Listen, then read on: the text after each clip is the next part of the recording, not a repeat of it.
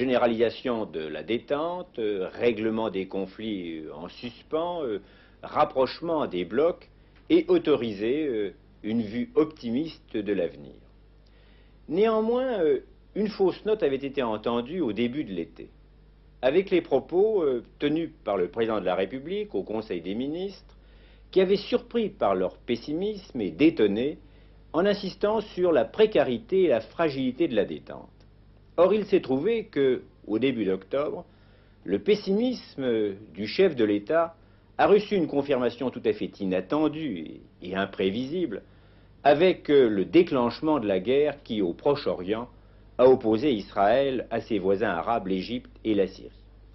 Cette guerre, assurément, n'était pas la première, c'était même la quatrième en un quart de siècle, mais d'entrée de jeu, elle a présenté des caractères différents. D'abord dans son déclenchement, puisque l'initiative a été prise cette fois non pas par Israël, comme en 1956 et en 1967, mais par les pays arabes.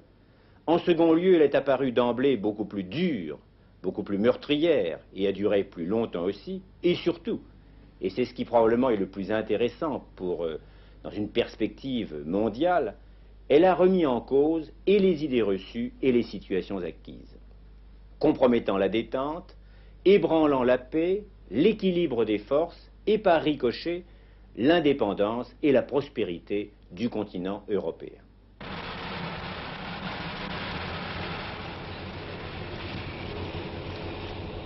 Samedi 6 octobre, midi, la guerre éclate au Proche-Orient. Égyptiens et Syriens passent simultanément à l'attaque sur les bords du canal de Suez et les hauteurs du Golan. Surprise totale pour Israël qui n'a pris aucune disposition préventive. Surprise aussi pour le monde entier que 3 guerres successives gagnées par Israël avaient définitivement convaincu de sa supériorité militaire. Voilà donc rompu la trêve précaire instaurée depuis 1967 sur les lignes de cessez-le-feu. Les Arabes attaquent en force avec des moyens considérables, ils franchissent le canal, bousculent les lignes de résistance israéliennes. Les assaillants bénéficient de l'aide de l'Union soviétique qui a reconstitué leurs forces armées en leur fournissant un matériel considérable et des plus modernes.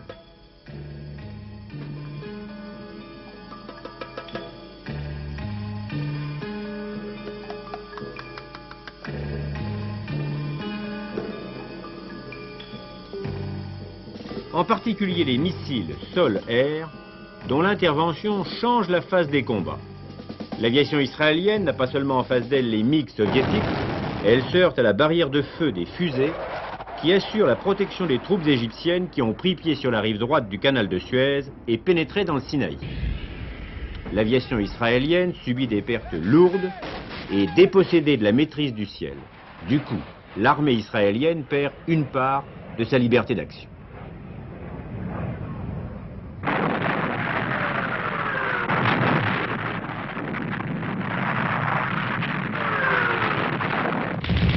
Surprise, elle se ressaisit. Prise en tenaille entre les Égyptiens et les Syriens, elle doit se battre sur 2 fronts. Après de durs combats, en particulier des batailles de chars qui dépassent tout ce qu'on avait vu au cours de la Seconde Guerre mondiale, l'armée israélienne viendra à bout de l'adversaire syrien et brisera sa résistance.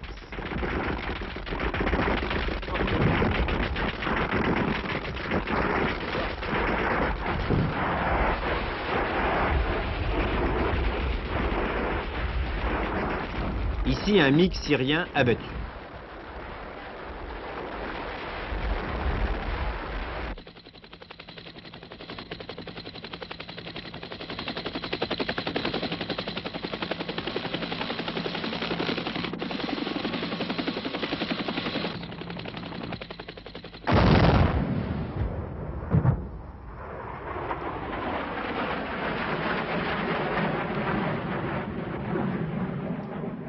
L'aviation israélienne porte des coups sévères à l'économie de la Syrie. Elle détruit la grande raffinerie de Latakia.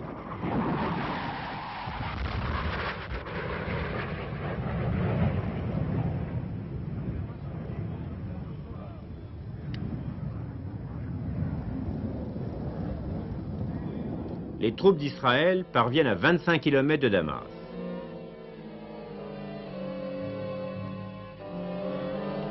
les combats ont été sévères et les pertes lourdes de part et d'autre, en particulier pour Israël dont la population atteint à peine 3 millions d'habitants.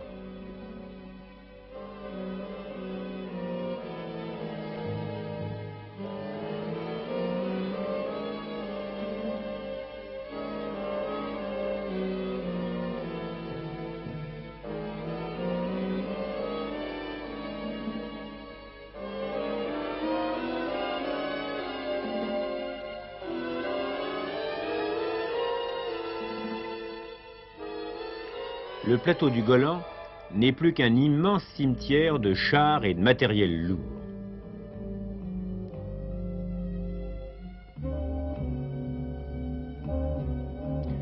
La décision obtenue du côté syrien, Israël ramène à toute vitesse toutes ses forces en direction du front égyptien, faisant de très nombreux prisonniers.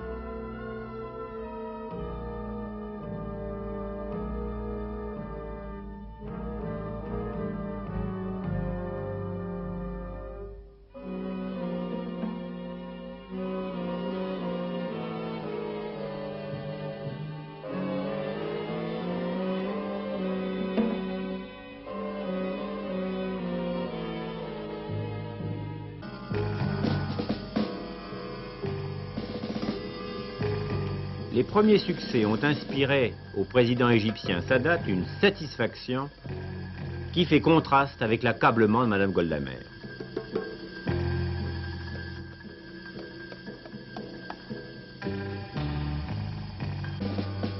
D'emblée, l'affrontement a pris une dimension internationale.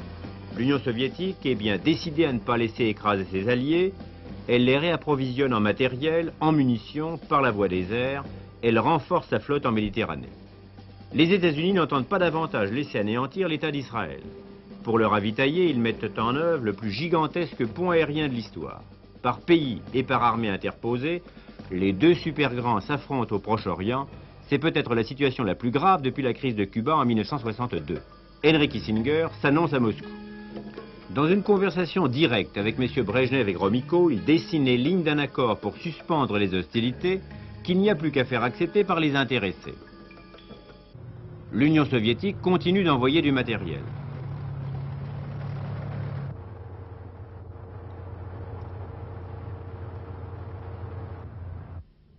Quant à Israël, il est sur le point de renverser la situation militaire. Une manœuvre audacieuse a attiré les Égyptiens dans une nasse qui s'est refermée sur eux. Une fois leurs deux armées disjointes, les Israéliens se sont précipités dans la brèche et, dans le plus grand secret, ont passé le canal à leur tour. C'est au tour des Égyptiens et de leurs protecteurs de s'alarmer et de désirer l'application immédiate du cessez-le-feu. La conjoncture internationale s'aggrave au point que le président Nixon décide soudain, sans avoir consulté ni même informé ses alliés européens, de mettre l'ensemble des forces américaines en état d'alerte atomique. Est-ce la guerre ?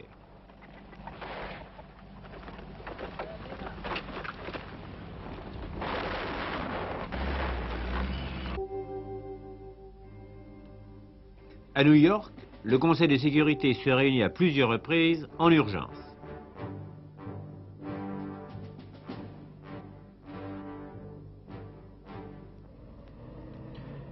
Tandis que sur le terrain, les troupes israéliennes foncent vers Suez et achèvent l'encerclement d'une armée égyptienne, anéantissant les résultats militaires de l'offensive arabe, les pourparlers qui se sont engagés sous les auspices des Nations Unies aboutissent à un accord conclu au kilomètre 101.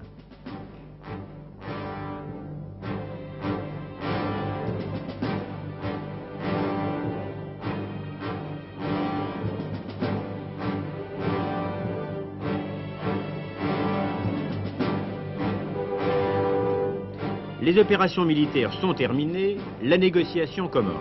Après un extraordinaire renversement stratégique qui a fait d'Israël le vainqueur sur le terrain, les négociations vont-elles en faire le vaincu diplomatique? C'est la question.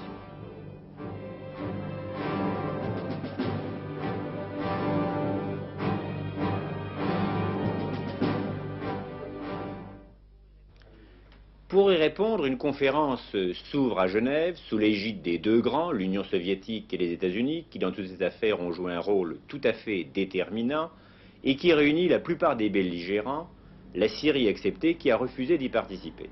Cette conférence se propose d'explorer les voies d'une solution définitive au conflit qui depuis un quart de siècle déchire le Proche-Orient. Mais en toute hypothèse, et même dans la perspective la plus optimiste, on peut se demander si une solution de droit ralliera jamais l'adhésion des éléments les plus extrémistes, de ces intransigeants qui n'hésitent pas à recourir à l'attentat, au terrorisme. Et on sait que sous ce rapport, l'année 1973 a vu se reproduire leurs exploits, le dernier en date étant la tragédie qui a ensanglanté l'aéroport de Rome. Mais autre chose s'est produit à l'occasion de cette guerre. Les États arabes ont pris conscience qu'ils disposaient, avec le pétrole et la possibilité de le garder, d'une arme à peu près absolue, plus décisive en un sens que l'arme atomique, car ils tiennent à merci la prospérité des économies et l'indépendance des autres États et des continents les plus développés.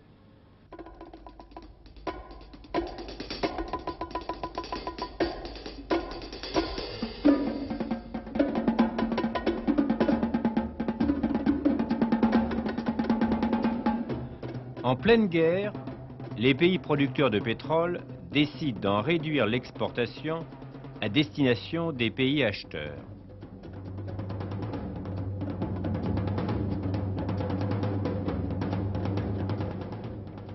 Il s'agit de les contraindre à relâcher leur assistance à Israël. Le robinet se ferme.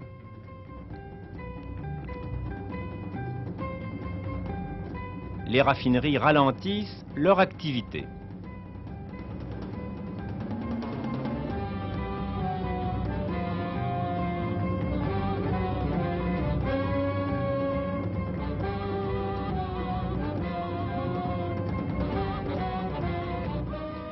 À dire vrai, cette politique va éprouver l'Europe et le Japon beaucoup plus durement que l'Amérique, la première visée. Les États-Unis, en effet, sont moins dépendants pour leur approvisionnement en pétrole du Proche-Orient. L'Europe, par contre, qui a d'année en année assez imprudemment laissé croître l'importance du pétrole comme source d'énergie, jusqu'à ce qu'il constitue 63% de toutes ses ressources, reçoit plus de la moitié de son approvisionnement des pays arabes. Une simple diminution des quantités livrées, et c'est la paralysie de toutes les activités. Rotterdam est le premier touché. Les États arabes, en effet, tiennent rigueur aux Pays-Bas de leur sympathie pour Israël.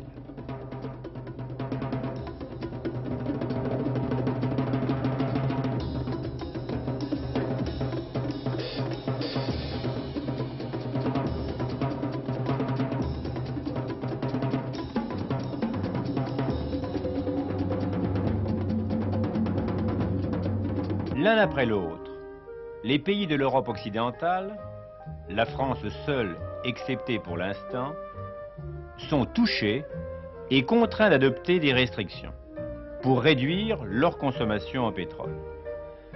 La circulation automobile est interdite le dimanche aux Pays-Bas, en Allemagne, en Belgique, en Italie.